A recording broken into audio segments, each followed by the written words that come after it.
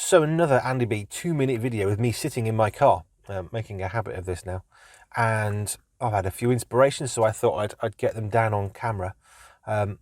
We live in a house and the sun comes into our bedroom in the morning, and Joe and I don't do well with light. We do well with blackout curtains.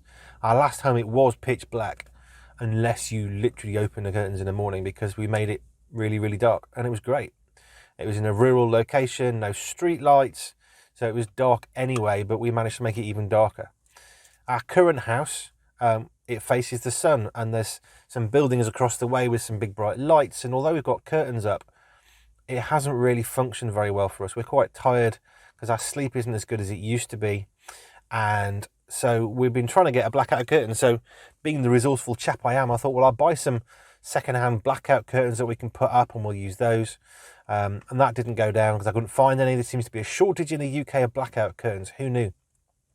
So I'm here today sitting outside a shop ready to go and buy a set of blackout curtains, because after the best part of 2 months since moving in, I can't find a second-hand set.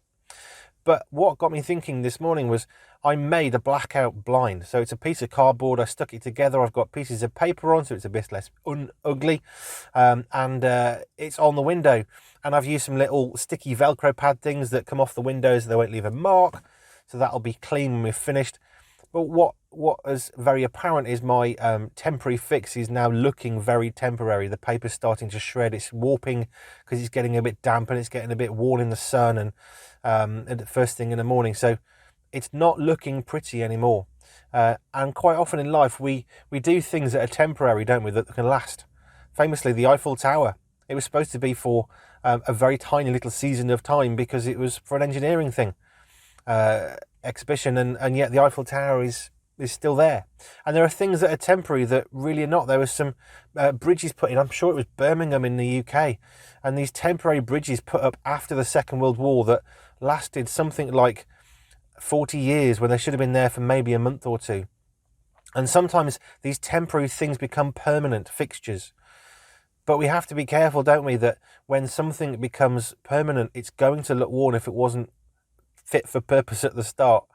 So let's be careful that we're not putting things in place temporarily. Maybe in your relationship with God, I'll just do this for now.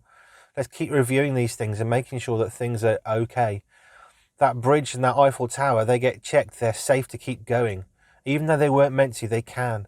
Let's make sure that the temporary things in our relationship with God, that we're reviewing them. If they become permanent, let's make sure they're righteously permanent. Just a thought.